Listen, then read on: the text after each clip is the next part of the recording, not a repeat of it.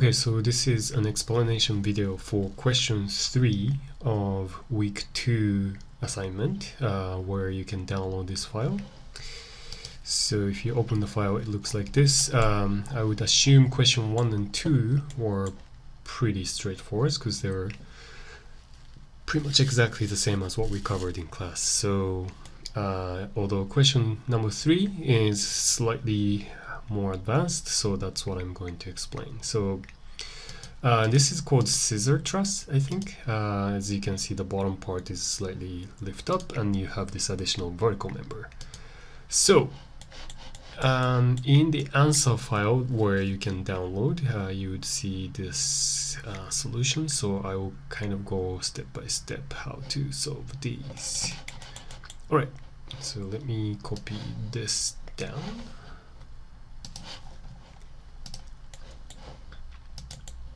Alright, so just like the other examples, we start by labeling the zones between the forces. So there are apparently 3 forces, 3 external forces, 1 applied force and 2 reactions. So first I would start by labeling them in alphabet. So this is A, this is B, and this is C. Let me change the color. So maybe I will do this.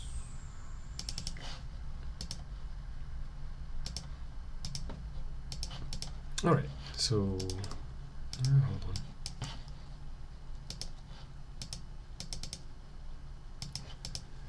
So obviously zone A is between this reaction and applied force, that's zone A, between the applied force at the top and this reaction at T. Between these 2 forces, that's zone B.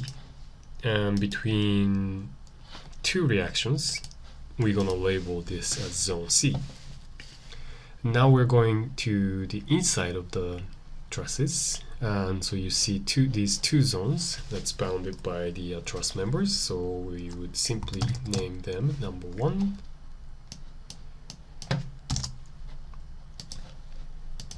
and number 2.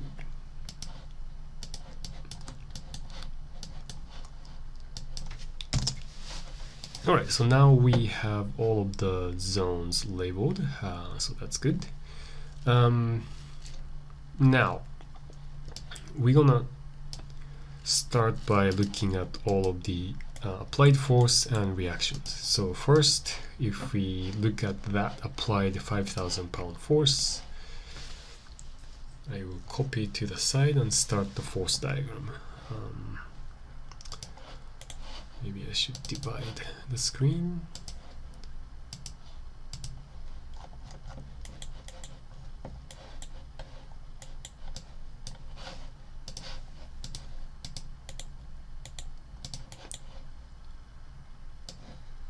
Alright, so as you can see, that's the 5,000 pound force, and this force is between A and B. So following that clockwise naming convention that we talked about, this is because this sits between A and B, the name for this force is AB. And in the force diagram, when the force is called AB, that basically means your start point for that force is A, the end point is B, right? And then we're gonna look at these 2 reactions. The first reaction is on the right, that's BC, because it's between B and C, right? So that would, in the form diagram, it would start from point B, and the end point must be called point C. So if I pull this to the side, that's called force BC, and that's equivalent to that reaction over there. Next reaction is between C and A. So again, on the form diagram, it's going to be called CA as well, and it's going to start from point C and end at point A, exactly like this. So now we're done mapping all these applied forces and the reaction. So now it's time to zoom into each of these nodes, R, Q, T, S, and start analyzing these forces. So before we copy, let me just clarify that's zone A. This is still zone B in between these two lines. That's zone C still. So now if I look at here, these two members in the truss, that would also have some internal forces, so that's why this is divided by these zones. So between that reaction and this member, that's zone A. Between these two members, that's zone 1. Between the inside of the truss and that member, that's 1C, and then this one would be called CA. This we already mapped as force CA, so let's look at this one. So again, following the clockwise naming convention, the force, this diagonal force, should be called A1 because we are looking at it, point R as a center. So we're going around clockwise. You see A first, you cross this line, and then you go to 1. So that force is called A1. And on the force diagram, it should also be called A1, and it's gonna start from A. It's going to be parallel to this member, and it's going to end at point 1. However, we don't know yet where number 1 is, so we're going to tentatively place them on either side of that diagonal line and call them 1 question mark. Because at this point we don't have enough information to fix point 1. It could be anywhere along this line. Let's just change the color to something generic actually. Let's do gray.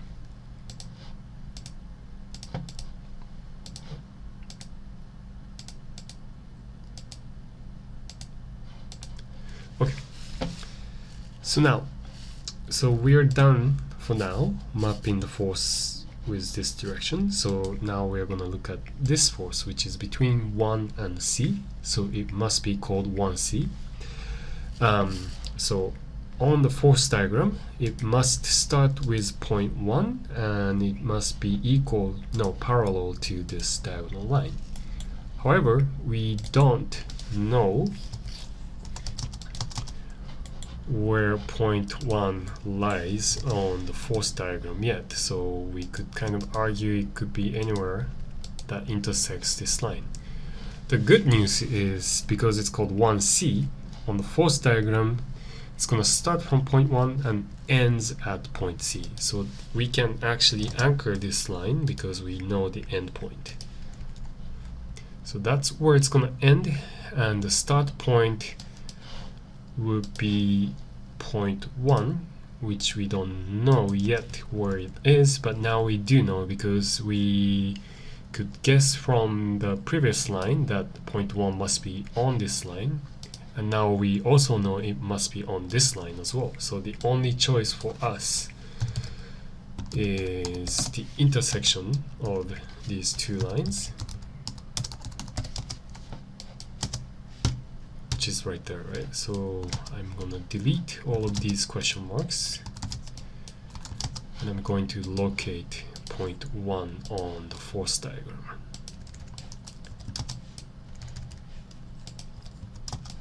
So for now, our diagram should look more or less like this. That reaction force we already mapped, it's called CA, and we have force CA here. So we are done analyzing point R. So now we're going to move on to the next point, which is point Q. Let's just clarify these zones again. So around point Q, you find zone A, zone B, zone 1, and zone 2. Now, we've already mapped this force, which is between A, B, and that's the force AB, which is this guy. So let's say we start from here, go clockwise, cross that vertical force, and goes to B. Now we're going to go from B, go across this diagonal force, and go to this 2. So that diagonal force is called B2. That we should know that it starts from point 2 on the force diagram. So I'm going to locate it here. Right, so that's called B2, and on the force diagram it's called B2 as well. So it must start from B. However, we're not yet able to locate point 2, so let's call it 2 question mark. So it might be here or anywhere along this line. So we're done mapping this one for now, and we're going to look at this vertical member in the truss, which is in the middle. This one, following the clockwise order, it must be called force 2-1. So now we know on the force diagram there must be a force called 2-1, which is vertical. So I'm going to again copy this to here. And point 2 could be anywhere again, so that could go anywhere. Again, the good news is we know the endpoint, which is 1, so it must also pass through point 1. So it must be anchored to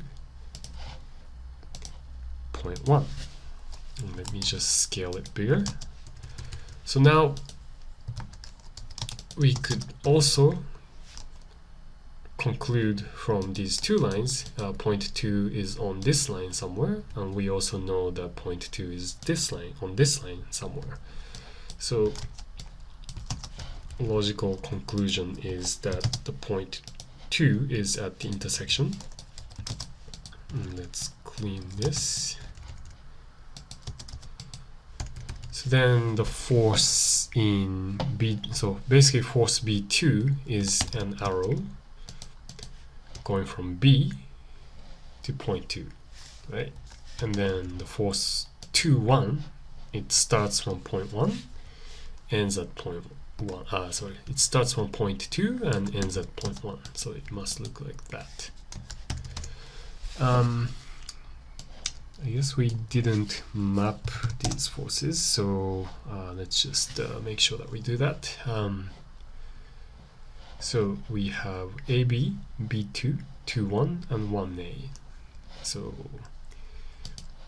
2, 2, 1, and 1A. So for now,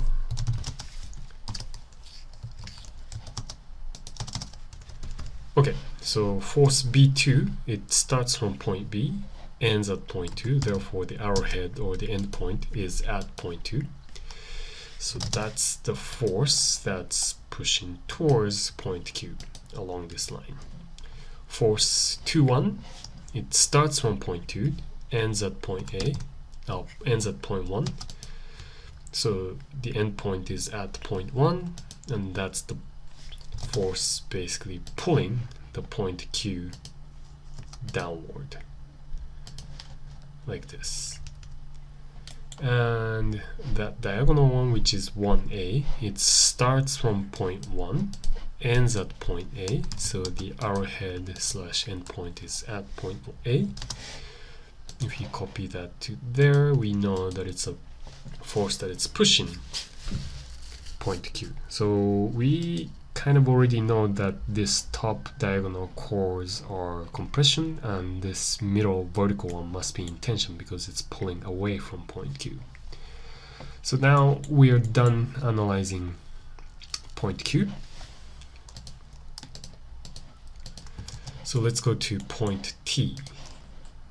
Again, I'm going to copy this here. That's zone B. Zone 2 is right here. Zone C is here. So if we zoom in, alright, so now we have well, we've already mapped this vertical reaction, which is BC, so it's got to be that guy. So let's look at C2.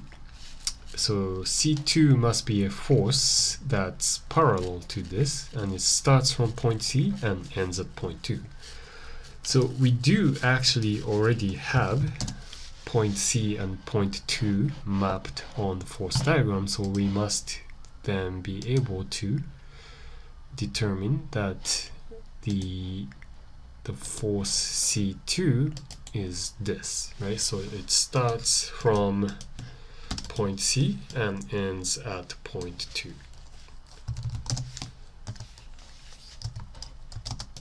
So force C must look like this, starting from C and ending at 2. So that's the force that's working at point T, which is actually pulling away from point T. So we should be able to tell actually the bottom chord is in tension.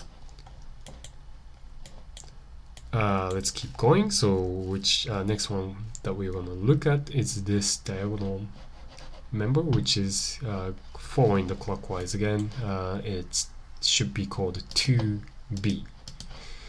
So on the force diagram, we should have a force going from 2 ending at B. Therefore, the arrowhead is right there. So the force 2B, which is 2B, that's basically a force that's pushing towards point T.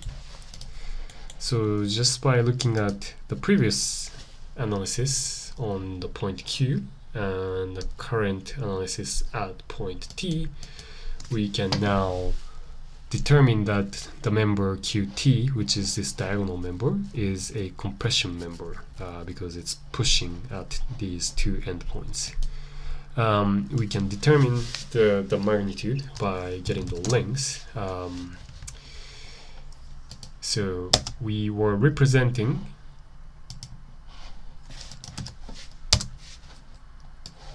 £5,000 force with a 50-inch line, and now we have, so therefore the force scale that we are using is 1 inch equal 100 pound force, right?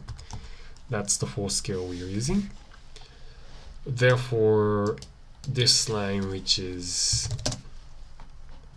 111.8, so let's say our force scale is 1 inch equals 100 pound force. We have 111.8 inch line that must represent 11180, right? So 11,180 pound force.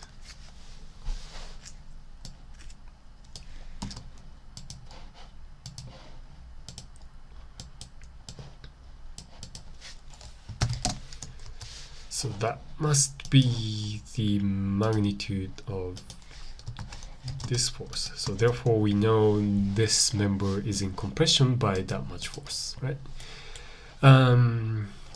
So because this is symmetrical, now I should be able to mirror everything, but let's just finish our analysis by focusing on point S. By now all the forces are actually already mapped, so let's look at 1, 2, which is 1, 2, right? So that would be a force that's going from point 1 to point 2. Arrowhead. Right, so it's a little bit hard to see because these arrows are intersecting with each other, but let's imagine if we were using a lot smaller force scale, it basically looks like this. So basically that vertical line in the middle, it's being pulled on two ends, so it's in tension. and if you measure this length, it's 50 inches, which is actually equal to this one. So we actually know, so that bottom, that middle vertical chord is in tension by 5,000 pound force. Let's keep going, which is, so this diagonal is called 2C. So 2C is starting from 2, ending at C, right? That's the force, also in tension. If you get the lengths, it's 103.08. So let's just do a calc. Let's get the lengths again. So that's 103.08. 103.08. So if you do a calculation with that, 1 inch equal 100, it's gotta be 10,308 pound force. So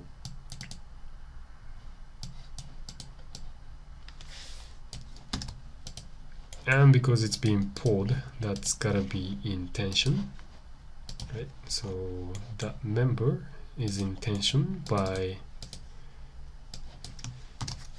this much, 10,308 pound in tension. So we should be actually able to guess that left diagonal must be in the same amount of tension, but let's just map the force. So this member is called C1. So if you were to draw C1 on the force diagram, it's starting from C, ending at 1. That's the force.